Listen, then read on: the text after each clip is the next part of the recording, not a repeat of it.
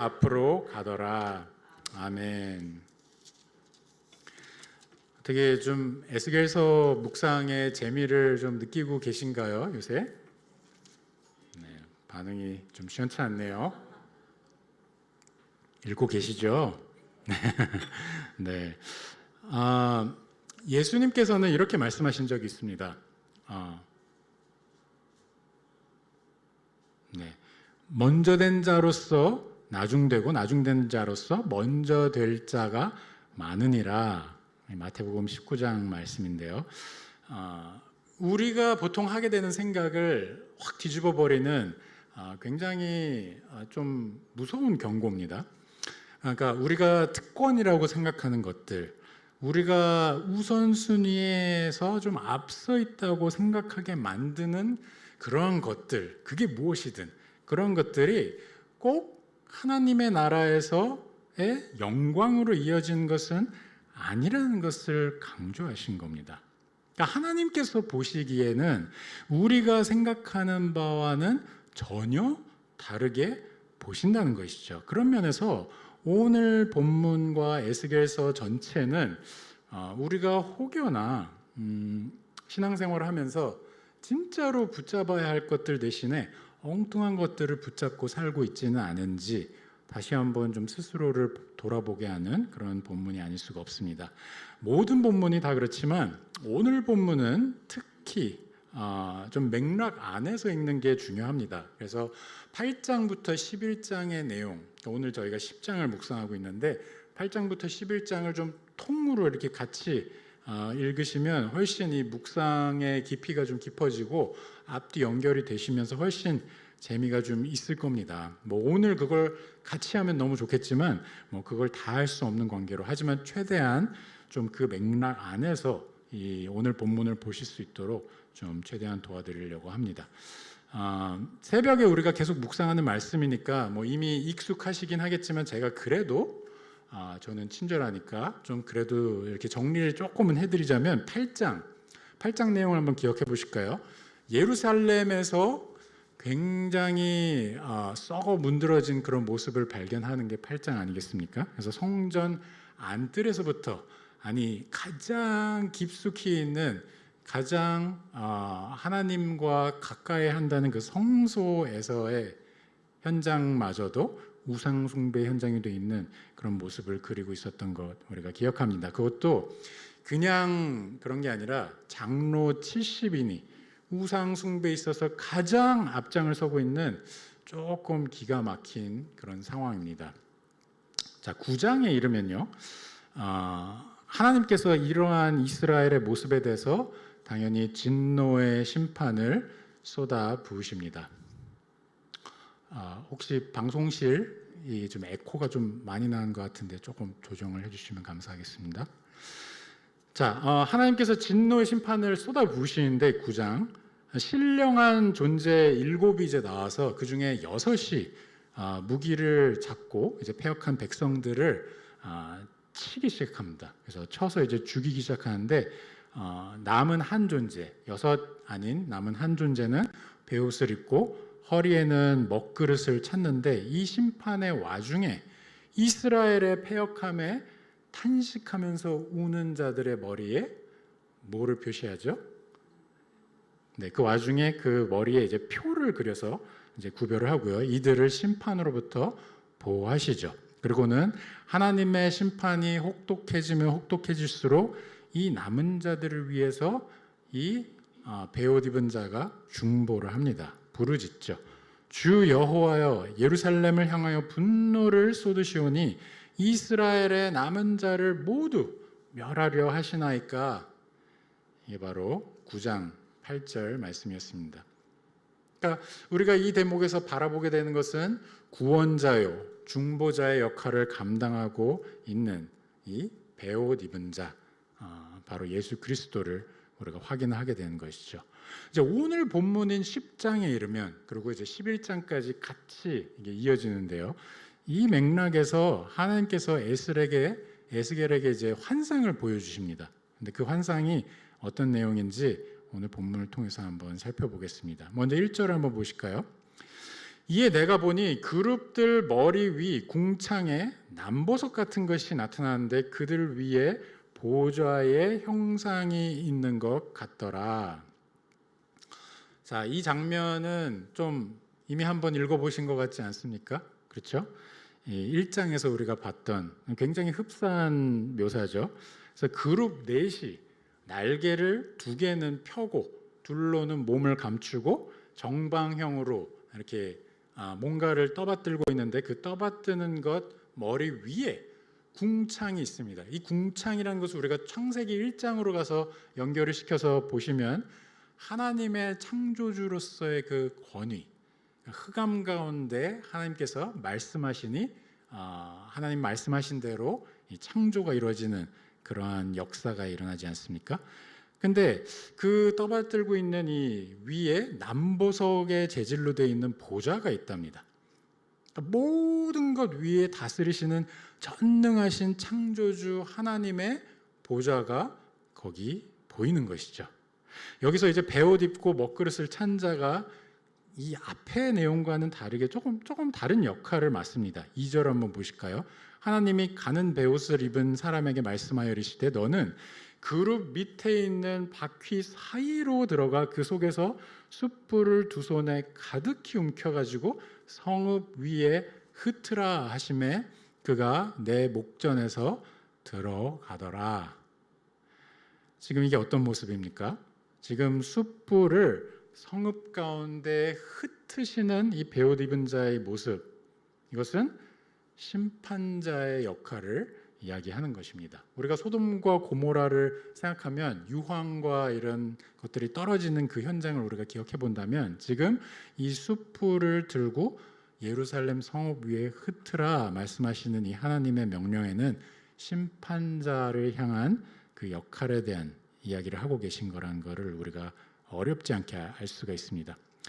앞에서 저희가 지금까지 이제 본 맥락에서 전능하신 창조주시요, 또 구원자시요, 또 중보자인 이 존재가 이 대목에서는 이제 심판자라는 것을 확인을 하게 하시는 건데 바로 성육신 하시기 이전의 성자 하나님, 즉 예수 그리스도인 겁니다.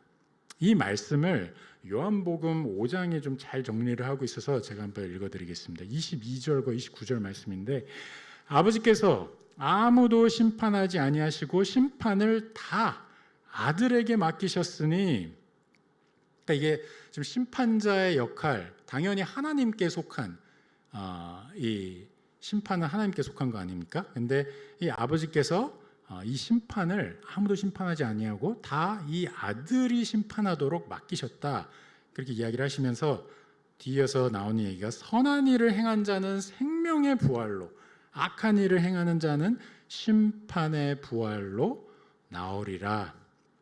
이게 어떤 내용입니까? 예수 그리스도께서 심판자로 오시는데 그리스도 당신께서 죽음을 이기시고 부활하신 분이시기 때문에 그분 앞에서 모든 사람들이 단 한 명도 남김없이 2가지로 나뉘어서 그분 앞에 설 수밖에 없다는 것이죠. 악한 일을 행한 자는 심판의 부활로 이 심판자 앞에 서게 될 것이고요. 선한 일을 행한 자는 생명의 부활로 심판자 예수님 앞에 서게 될 것이다. 이런 이야기를 하고 있는 것입니다. 자, 이어지는 3절부터는 하나님의 영광스러운 임재를 묘사합니다.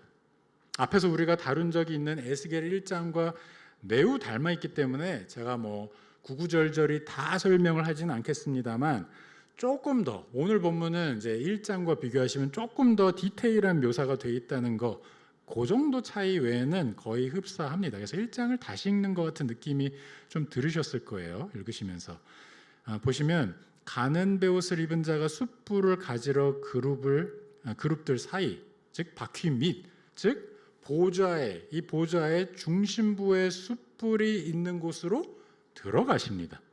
그러니까 하나님의 거룩한 임재를 드러내는 이 성소의 불, 이거를 연상하시면 되겠습니다. 이때 하나님의 영광의 구름이 뜰 안에, 안뜰에 가득하였다, 이렇게 묘사하고 있죠. 그리고 이어지는 4절, 여호와의 영광이 그룹에서 올라와 성전 문지방에 이르니 구름이 성전에 가득하여 여호와의 영화로운 광채가 뜰에 가득하였고. 그러니까 하나님의 영화로운 이 광채가 지금 뜰을 가득 채우고 있습니다. 그리고 5절을 보시면 그룹들의 날개 소리가 엄청 커서 바깥들까지 이게 다 들린대요. 근데 이게 마치 하나님께서 직접 말씀하시는 그 음성, 그 우레와도 같은 음성 같더라, 이렇게 묘사를 하고 있죠. 그리고는 이어지는 7절을 보시면 예수님께서 이 베옷 입은 자로 묘사된 예수님께서 그 숯불을 받아가지고 나가십니다. 나간다는 건 무엇을 뜻하는 걸까요? 이제 그 미션을 수행하러 나가는 겁니다. 심판자의 역할을 하러 그 숯불을 예루살렘 가운데 쏟아 부으시러 가시는 겁니다. 그리고는 이제 이어지는 장면에서는 그룹들에 대한 묘사가 이제 등장을 하는데요. 이거 역시도 이제 1장에서의 내용과 비슷합니다. 한번 9절을 보실까요? 9절 보시면 네 바퀴에 대한 묘사가 있죠. 이제 10절을 보시면 바퀴 안에 바퀴가 있다. 똑같은 겁니다. 1장에서도 똑같이 봤어요.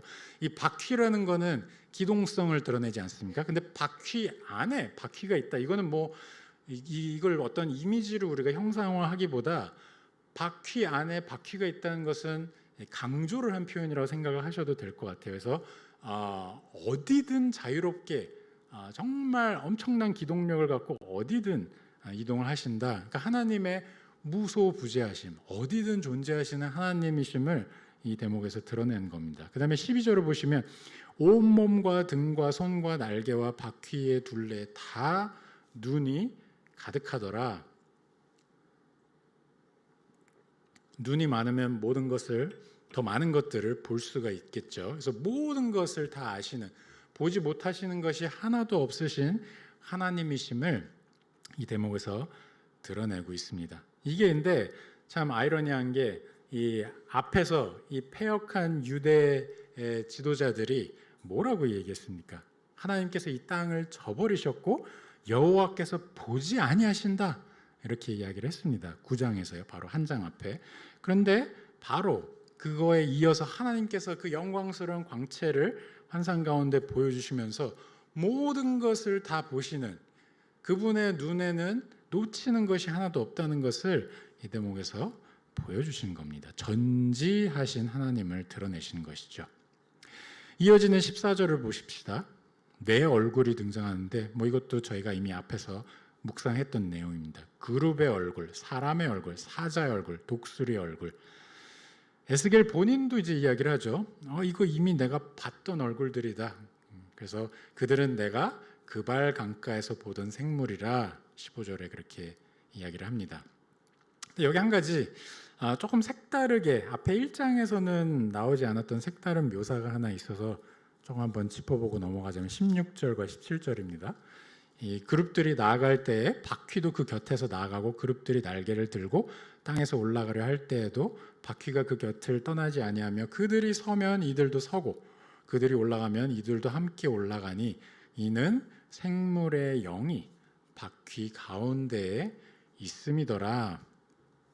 그러니까 지금 이 그룹들의 존재와 함께 하는 지금 영이라고 표현된 것, 바로 하나님의 이 성령께서 항상 이들과 함께 이들이 하는 모든 것에 하나님의 그 하늘의 신령한 역사들을 이루는 이 그룹이라는 존재들과 함께 한다는 것을 드러낸 것입니다. 자, 이어지는 18절부터 22절, 여기가 이제 우리가 주목하려고 하는 부분입니다. 여기에 이르면 이 모든 앞에서의 이 영광에 대한 묘사, 어떻게 보면 약간은 앞에 거에 중복된 내용이 있는 것 같이 느껴지는 이 모든 영광에 대한 묘사가 도대체 뭘 이야기하기 위해서 있었는지 이 대목에서, 이 지점에서 설명을 해주기 때문입니다. 이러한 하나님의 찬란한 영광에 대한 묘사를 한 이유는 그 엄청난 영광, 이 백성들과 항상 함께했던 그 영광이 이제는 이들을 떠날 것이기 때문입니다. 예루살렘 성전을 떠날 거기 때문입니다. 18절과 19절 한번 보실까요? 여호와의 영광이 성전 문지방을 떠나서 그룹들 위에 머무르니 그룹들이 날개를 들고 내 눈 앞에 땅에서 올라가는데 그들이 나갈 때에 바퀴도 그 곁에서 함께하더라. 그들이 여호와의 전으로 들어가는 동문에 머물고 이스라엘 하나님의 영광이 그 위에 덮였더라. 아멘. 여기 한번 쭉 따라가면서 보세요. 성전의 문지방, 지금 여호와의 영광이 이 성전에서 문지방에 이제 가장 경계에 있는 것 아닙니까? 이 문지방, 이 경계를 지금 떠나려고 하는 그런 장면인 겁니다. 그러니까 에스겔이 보는 그 눈의 앞에서 지금 이게 이렇게 올라가면서 하나님의 영광이 이제 떠나는 모습이죠. 그들이 여호와의 전으로 들어가는 동문에 머물고 그 위에 하나님의 영광이 다 덮습니다. 그래서 오늘 본문 뒤에 따라오는 11장을 보시면 이제 23절에 이르면 하나님의 영이 완전히 성전을 떠나서 성읍 동쪽 산에 머물고 있는 그런 장면을 우리가 보게 됩니다. 자, 이 본문을 우리가 읽으면서 한번 생각해 볼 것은 이 에스겔의 마음이 어땠을까요? 이게 사실은 이거 자체가 사람을 압도하는 너무 엄청난 장면인데 이걸 바라보는 에스겔의 마음 또는 에스겔을 통해서 이 이야기를 전해 듣는 이 이스라엘 백성들의 마음은 어땠을까요? 그냥 한마디로 멘붕입니다. 멘붕. 그냥 충격 그 자체입니다. 분명 이스라엘 백성들이 생소하지 않은 묘사들입니다. 하나님의 영광스러운 임재의 장면, 이스라엘 백성들이 그것을 항상 봐오지 않았습니까? 심지어 광야를 떠돌아다니는 그 상황 가운데에도 항상 하나님께서 그들의 중심에 성막을 두시고 성막 가운데 그 영광을 드러내셨기 때문에 게다가 솔로몬이 성전을 지었을 때도 마찬가지였죠. 구름이 그 성전을 봉헌하는 그 자리 가운데 모든 것을 다 덮고 하나님의 영광스러운 임재를 드러냈었습니다. 시온에서도 마찬가지죠. 모세가 시내 산에서도 마찬가지죠. 모세가 두 돌판을 받는 그 장면 가운데 구름이 모세를 덮고 하나님의 영광이 나타나지 않습니까? 그런데 비슷한 것 같은데 이번엔 좀 다릅니다. 항상 이스라엘과 함께 하시며 그분의 임재를 백성들 가운데 드러내셨던 이 백성과는 뗄래야 뗄 수 없는 존재라고 여겨졌던 하나님께서 그들을 떠나신다? 이거는 지금 이 백성들은 단 한 번도 생각해 본 적이 없는 너무너무 놀라운 이야기인 겁니다. 아니 도대체 하나님께서 주셨던 그 약속은 어떻게 된 건가? 그들은 내 백성이 되고 나는 그들의 하나님이 되리라 하셨던 그 언약, 이 백성들과 언약을 맺으시지 않았습니까? 도대체 어떻게 된 일입니까? 하지만 8장부터 쭉 읽어온 저희는 알고 있습니다. 그리고 사실은 이 백성들도 알고 있습니다. 왜 이런 일이 일어나는지. 하나님의 백성이 성전 안까지 가장 깊숙한, 가장 은밀한 하나님께만 전적으로 맡겨드리는 그러한 공간까지도 우상으로 더럽혀진, 그렇게 된 이상 하나님의 임재가 더 이상은 이 백성들과 함께할 수 없게 되었던 겁니다. 한마디로 이 백성은 하나님과의 언약을 지키기에 실패했고 그 실패의 결과 하나님께서 그들을 떠나시는 겁니다. 이 언약에 순종하여 하나님께 순종하는 삶을 포기했던, 실패했던 자들이기 때문에 하나님께서 더 이상 그들과 함께하지 않으시는 것이죠. 사랑하는 우리 성도 여러분, 거룩하신 하나님은 거룩하지 못한 백성들 가운데 거하실 수 없습니다. 이거는 하나님의 속성이 거룩하신 하나님이시기 때문입니다. 여기서 하나님의 백성들이 항상 스스로를 돌아보며 하나님께서 우리에게 명령하시는 바 내가 거룩하니 너희도 거룩하라, 이 말씀을 붙잡고 살아가야 하는, 정말 힘써 살아가야 하는 이유가 있습니다. 우리의 삶 가운데 말씀에 최선을 다해서 순종하는 삶을 살아야 하는 이유, 주님 앞에 회개하며 나아와야 하는 이유, 이런 이유가 다 여기 있는 것입니다. 하지만 이 장면이 이스라엘 백성들에게 진짜 충격적인 반전인 이유는 또 따로 있습니다. 이스라엘 백성이 하나님의 뜻을 등진 게 한두 번이었습니까? 이번만은 아니죠. 근데 이스라엘 백성들의 마음 한켠에는 좀 교만한 마음이 깃들어 있었던 것 같습니다. 지금 바벨론의 포로기라는 이 상황을 여러분들이 염두에 두시고 이 본문을 읽으시면 이 당시에는 혈통적으로 우리는 유대인이기 때문에 우리 백성 가운데에는 하나님께서 늘 함께 하실 수밖에 없다, 이러한 자만감도 있었고요. 거기에 더해서 예루살렘 가운데 성전이 있기 때문에 하나님의 임재는 우리가 절대로 놓치지 않을 것이다 하는 그런 마음들이 또 있었던 것 같습니다. 그래서 유대인들이 바벨론의 포로로 끌려가게 된 그 1차 유배기에는 백성들 사이에서 반목이 있었던 것 같습니다. 바벨론으로 실제 끌려간 다수의 사람들이 있었고 소수의 그렇지 않고 예루살렘에 남게 되었던 사람들도 있었는데요. 근데 예루살렘에 남은 자들 사이의 은연중에 그래도 우리는 성전이 여기 있으니까 하나님은 우리와 함께 하신다. 저 포로로 끌려가는 저자들과 우리는 그래도 다르다. 이런 자만심이 생겼던 것 같습니다. 성전 근처에 남아서 계속해서 예배를 드릴 수 있으니까요. 근데 하나님께서 이거를 완전히 뒤집어 버리시는 장면이 오늘의 이 10장 내용입니다. 하나님의 임재가 성전이 있는 예루살렘을 떠나서 오히려 지금 어디에 있습니까? 그발 강가에 이스라엘 백성들의 다수가 포로로 끌려온 그 지역 가운데 하나님께서 그 영광스러운 임재를 드러내신 겁니다. 사랑하는 우리 성도 여러분, 혹시 우리 안에도 이러한 은연중의 자만심이나 교만함 같은 것들은 없는지 스스로를 돌아봐야 할 것입니다. 오늘 본문을 묵상하시면서 혹여나 그래도 나는 신앙생활을 몇 수십 년 했는데 설마 하나님께서 그래도 우리 교회는 43년 전통의 한샘교회인데 설마 하나님께서, 아니면 그래도 우리는 하나님의 말씀을 정말 제대로 배우고 전하는 개혁주의 신학을 표방하는 합신교단 교회인데 설마 우리를, 이런 마음들이 혹시 우리 안에 있지는 않은지, 우리가 무엇을 자랑으로 삼든 우리가 두 손으로 꼭 붙잡고 있는 그것이 무엇이 되었든 내 신앙의 어떤 뿌리라고 그렇게까지 생각하는 그것이 무엇이든 간에 그게 그리스도가 아니라면 하나님께서는 언제든 능히 그분의 촛대를 우리로부터 옮길 수 있다는 것을 우리는 항상 기억해야 할 것입니다. 사랑하는 우리 성도 여러분, 근데 오늘 본문을 읽으면서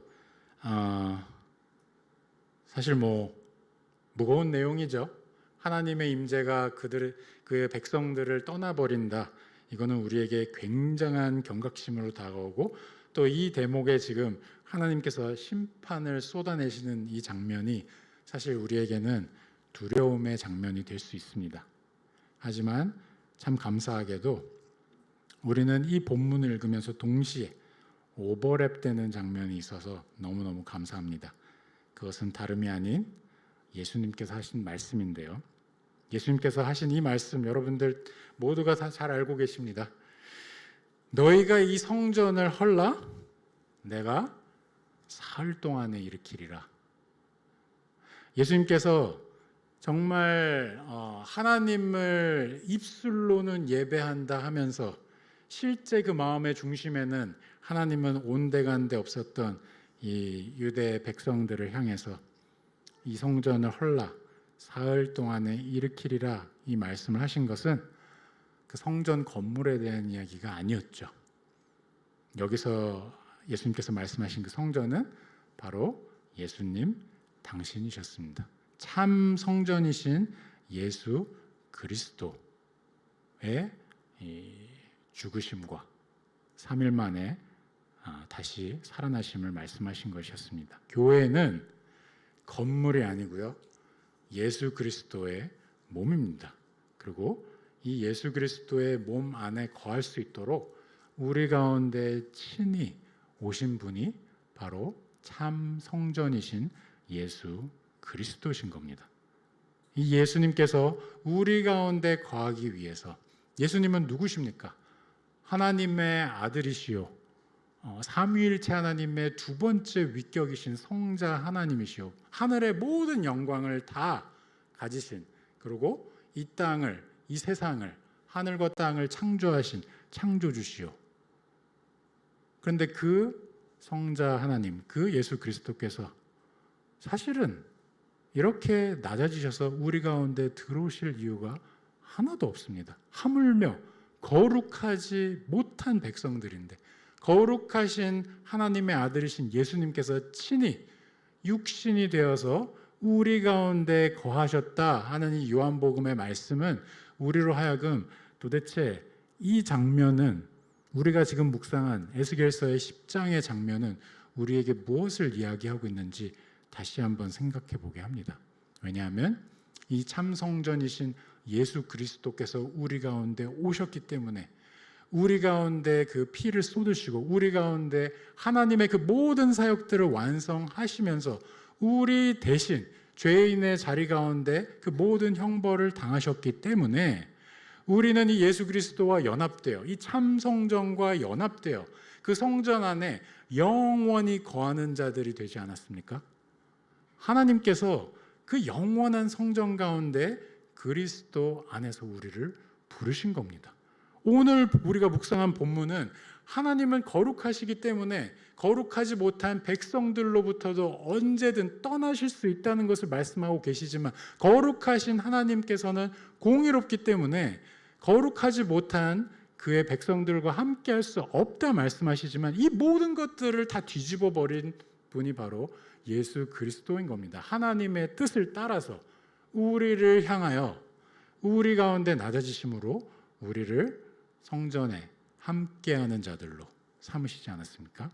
거기서 그치신 게 아닙니다. 더군다나 저와 여러분들을 하나님의 성령이 거하는 성전으로 삼으셨습니다. 그 얘기는 무엇입니까?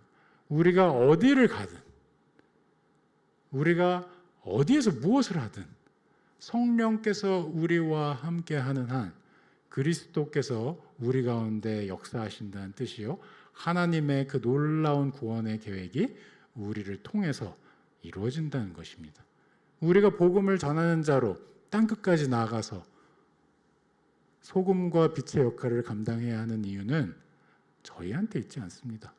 저희가 뭐 대단한 게 있다고, 무슨 말주변이 있다고, 무슨 능력이 있다고 빛과 소금입니까? 오로지 우리를 성전 삼아주신 하나님의 그 위대한 역사 때문에 우리는 이 땅 가운데서 그 역할을 감당하는 자들인 겁니다.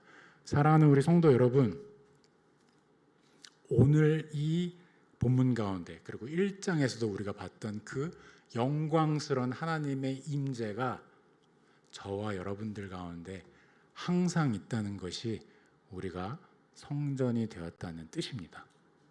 이거보다 더 감사하고 기쁜 내용은 없습니다. 신자에게 영광스러운 하나님과 영원토록 함께할 수 있다는 것은 그것 이상, 우리에게 더 이상 필요한 것이 없는 것입니다.